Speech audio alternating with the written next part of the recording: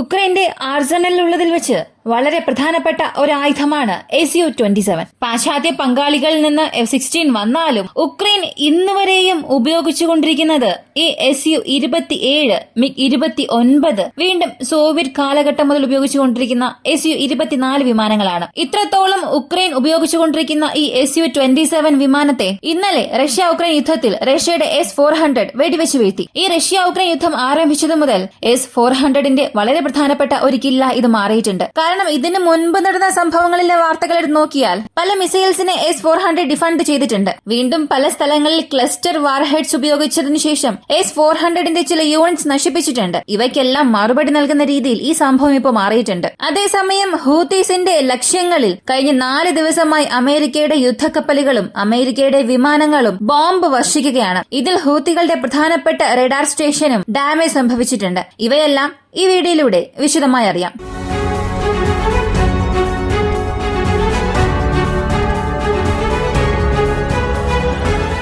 Russia Ukraine യുദ്ധത്തിൽ റഷ്യയ്ക്ക് എതിരെ Storm shadow missiles അയക്കുന്നതിനും അതുപോലെ പാശ്ചാത്യ പങ്കാളികളുടെ മറ്റ് air to air missiles fire ചെയ്യുന്നതിനും ഉക്രൈൻ ഉപയോഗിച്ചുകൊണ്ടിരിക്കുന്ന ഒരു വിമാനമാണ് SU-27. ഇതിന്റെ നവീകരിച്ച പതിപ്പാണ് ഇപ്പോഴും റഷ്യയുടെ സൈനിക ശക്തിയെ അല്ലെങ്കിൽ റഷ്യയുടെ എയർ സുപ്പീരിയോറിറ്റി എന്ന ഗോളിനെ അച്ചീവ് ചെയ്യിപ്പിക്കുന്നത്. അപ്പോ SU-27നെ സംബന്ധിച്ച് സോവിയറ്റ് കാലഘട്ടം മുതൽ ഇപ്പോൾ വരെയും ഒരു super manoeuvrable multirole air superiority fighter jet എന്ന് പറയാം. SU-27 എന്നത് ഉക്രൈന്റെ ആർസണലിൽ ഇപ്പോൾ നോക്കിയാൽ ഒരു 80 വിമാനങ്ങൾ വരെയും ഉള്ളതായി പറയപ്പെടുന്നു. അതിൽ ഒരുപാട് വേരിയന്റ് ഉണ്ട്. അപ്ഗ്രേഡ് ചെയ്ത് എത്ര വിമാനങ്ങൾ ഇപ്പോൾ ഉപയോഗിക്കുന്നു എന്നറിയില്ല. ഞാൻ ഇപ്പോൾ പറയുന്ന കണക്കുകളെല്ലാം 2022 മുൻപുള്ളതാണ്. അതായത് റഷ്യ ഉക്രൈൻ യുദ്ധം ആരംഭിക്കുന്നതിന് മുൻപ് അവരുടെ പക്കൽ ഉണ്ടായിരുന്ന വിമാനങ്ങളുടെ എണ്ണമാണ്. ഈ SU-27നെ ഉക്രൈൻ തുടക്കകാലത്തിൽ റഷ്യയുടെ വ്യോമാക്രമണത്തെ ഡിഫണ്ട് ചെയ്യുന്നതിന് വേണ്ടി ഉപയോഗിച്ചിട്ടില്ല. എന്നാൽ റഷ്യയുടെ വിമാനങ്ങൾക്ക് അപ്പോ വലിയൊരു വെല്ലുവിളിയായിരുന്നത്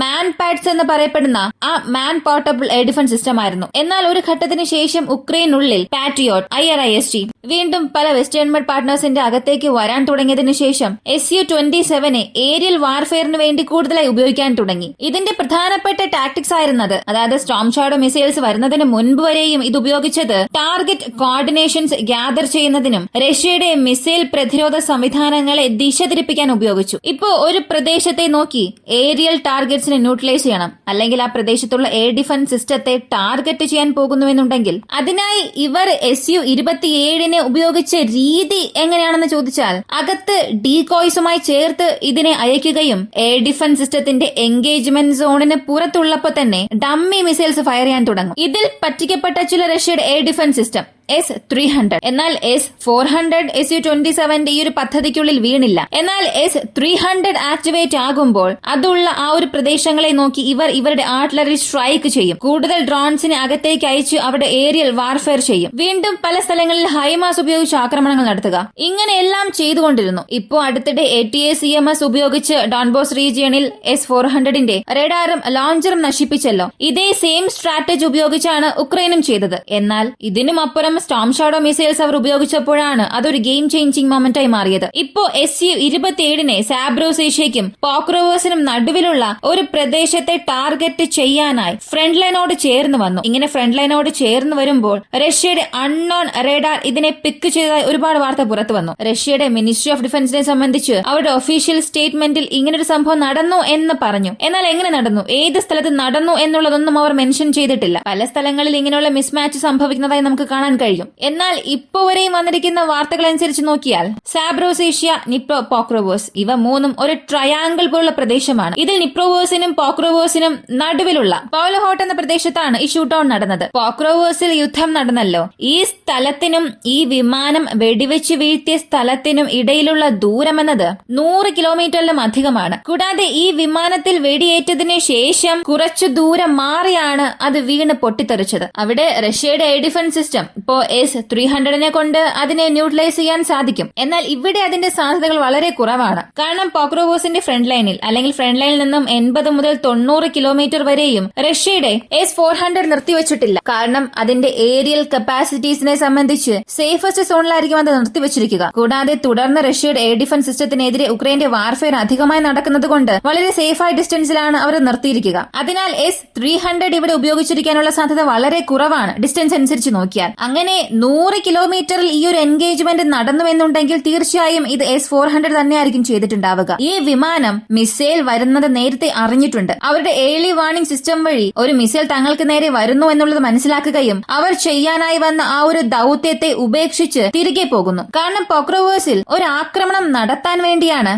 ഈ വിമാനം അകത്തേക്ക് വന്നത്. എന്നാൽ ആ ആക്രമണം നടത്തുന്നതിന് മുൻപ് തന്നെ ആ മിഷൻ അബോർട്ട് ചെയ്തിട്ട് ആ മിസൈൽസിൽ നിന്നും രക്ഷപ്പെടണം എന്ന് ചിന്തിച്ച് മെനുവർ ചെയ്യുമ്പോഴാണ് ഈ ഷിപ്ഡൌൺ നടന്നത്. അപ്പോൾ 2024 മെയ് മാസത്തിന് ശേഷം ആദ്യമായി S-400 ഉപയോഗിക്കുകയും ഒരു ഏരിയൽ ടാർഗറ്റിനെ, അതായത് ഒരു മിസൈൽ എന്നതിനപ്പുറം ഒരു ഏരിയൽ ടാർഗറ്റിനെ ന്യൂട്രലൈസ് ചെയ്യുന്നത് ഇതാണ് ആദ്യത്തെ സംഭവം. 2025 തുടക്കം റഷ്യക്ക് നന്നായി ആരംഭിച്ചിട്ടുണ്ട്. എന്നാൽ S-400 കപ്പാസിറ്റി അല്ലെങ്കിൽ റഷ്യ അതിനെ കാണിച്ചിരിക്കുന്ന ആ ഒരു ചിത്രീകരണത്തിന് ഇത് മാത്രം പോരാ. കാരണം S-400 സംബന്ധിച്ച് പാട്രിയോട്ടിനേക്കാളും ഹൈ എൻഡ് സിസ്റ്റമായി വെസ്റ്റേൺ മെയ്ഡ് വെപ്പൺസിനെക്കാളും സുപ്പീരിയർ വെപ്പൺ ആയിട്ടാണ് റഷ്യ പറഞ്ഞിട്ടുള്ളത്. അങ്ങനെയുള്ള ഒരു സിസ്റ്റം തന്നെ ഒരു ചെറിയ ഡ്രോൺ സ്ട്രൈക്കിൽ പല സ്ഥലങ്ങളിൽ നാശം സംഭവിച്ചിട്ടുണ്ട്. ക്ലസ്റ്റർ വാർ ഹെഡ്സ് ഉപയോഗിക്കുമ്പോൾ ഏതൊരു എയർ ഡിഫൻസ് സിസ്റ്റത്തെ കൊണ്ടും തടയാൻ കഴിഞ്ഞില്ല. നമ്മൾ അവിടെ നടക്കുന്ന യഥാർത്ഥ സംഭവങ്ങളെ കുറിച്ച് സത്യമായി പറയണമെന്നുണ്ടെങ്കിൽ ക്ലസ്റ്റർ വാർ ഹെഡ്സിന് ആരെ കൊണ്ടും തടയാൻ കഴിയില്ല. ഇപ്പോൾ റഷ്യയുടെ വ്യോമസേന വിമാനങ്ങൾ ഉക്രൈൻ വെടിവെച്ച് വീഴ്ത്തിയത് ഒരു 50 വിമാനങ്ങൾ ഉണ്ടെന്ന് വിചാരിക്കുക. അതുപോലെ ഉക്രൈന്റെ വ്യോമസേന റഷ്യയുടെ എയർ ഡിഫൻസ് സിസ്റ്റം കാരണം വെടിവെച്ച് വീഴ്ത്തിയ കണക്കെടുത്തിയാൽ 10-15 വിമാനങ്ങൾ വരികയുള്ളൂ. ഇത് ഒരു ഏകദേശ കണക്ക് മാത്രമാണ്. ഇത്രത്തോളം ഇവർക്കുള്ളിൽ ഒരു വേരിയേഷൻ സംഭവിച്ചിട്ടുണ്ട്. അപ്പോ ഹൈ ആൻഡ് എക്യുപ്മെന്റ്സ് ഇവർ ഉപയോഗിച്ചുകൊണ്ടിരിക്കുമ്പോൾ അത് ഉക്രൈന്റെ എയർ സുപ്പീരിയോറിറ്റിയെ അവിടെ തടഞ്ഞിട്ടുണ്ട്.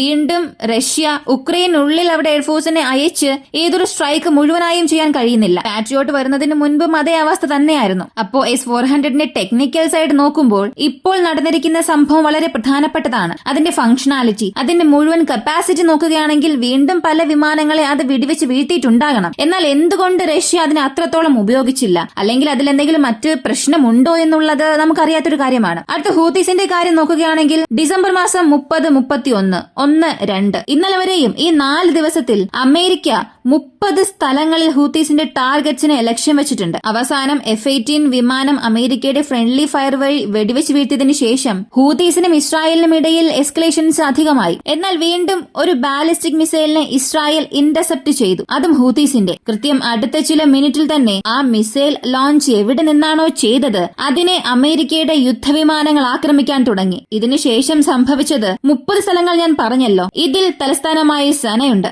അതുകൂടാതെ ഹൂതീസിന്റെ വിക്ഷേപണ സൈറ്റ്സ് എല്ലാം എവിടെയെല്ലാമാണോ ഉള്ളത് അതിന്റെ ഒരു 20 സ്ഥലങ്ങൾ ആക്രമിച്ചു. മറ്റൊരു കാര്യം പറഞ്ഞിരിക്കുന്നത് MQ-9 റീപ്പേഴ്സിനെ വളരെ കാലമായി ഹൂതീസ് വെടിവെച്ച് വീഴ്ത്തിയിട്ടുണ്ടെന്ന ക്ലെയിം നടന്നിട്ടുണ്ട്. അതിന്റെ എവിഡൻസും അവർ നൽകിയിട്ടുണ്ട്. അതിനെ ഹൈലൈറ്റ് ചെയ്യുന്ന രീതിയിൽ MQ-9 ഞങ്ങൾക്ക് എത്രത്തോളം യൂസ്ഫുൾ എന്ന് കാണിക്കാനായി ഡ്രോണിന്റെ സഹായത്തോടുകൂടി റിയൽ ടൈം ടാർഗറ്റ് കോർഡിനേഷൻസിനെ വാങ്ങിയാണ് ഗ്രൗണ്ട് ടാർഗറ്റ്സിൽ അവർ സ്ട്രൈക്ക് നടത്തിയത്. കൂടാതെ ഇതിൽ പ്രധാനപ്പെട്ട ഒരു radar, Iranian may റേഡാറാണ് ഹൂതീസിന്റെ see watching radar എന്നും ഇതിനെ പറയും. ഇത് 180 കിലോമീറ്റർ ദൂരമുള്ള ഒരു പ്രധാനപ്പെട്ട റേഡാർ ഫംഗ്ഷൻ ആണ്. ഇതിനെ വെച്ചാണ് ഹൂതീസ് കൂടുതൽ കപ്പലുകളെ ടാർഗറ്റ് ചെയ്യുന്നതും കോർഡിനേറ്റ്സ് വാങ്ങുകയും ചെയ്യുന്നതും. ഇത്രയും ദിവസം ഇതിനെ ഹൂതീസ് ഇങ്ങനെയാണ് ഉപയോഗിച്ചത്. ഇതിന് ഇപ്പോ ഈ ഒരു സ്ട്രൈക്ക് വഴി സാരമായ നാശനഷ്ടം സംഭവിച്ചിട്ടുണ്ട്. F-15 വിമാനങ്ങളെയും F-18 വിമാനങ്ങളെയുമാണ് അമേരിക്ക ടാർഗറ്റ് സ്ട്രൈക്കിൽ ഉപയോഗിച്ചിരിക്കുന്നത്. അപ്പോ കാര്യങ്ങൾ വീണ്ടും ചൂടുപിടിക്കാൻ തുടങ്ങിയിരിക്കുകയാണ് അമേരിക്ക, ഇസ്രായേൽ, ഹൂതീസിനും ഇടയിൽ. ഇതിന് ഹൂതീസ് എങ്ങനെ പ്രതികരിക്കാൻ പോകുന്നു എന്നറിയില്ല. കാരണം ഇതിനകം തന്നെ ഇസ്രായേൽ വലിയൊരു മുന്നറിയിപ്പ് നൽകിയിരുന്നു. ഹൂതീസിന്റെ നേതാക്കളെ ഞങ്ങൾ ലക്ഷ്യം വയ്ക്കാൻ പോലും മടിക്കില്ല,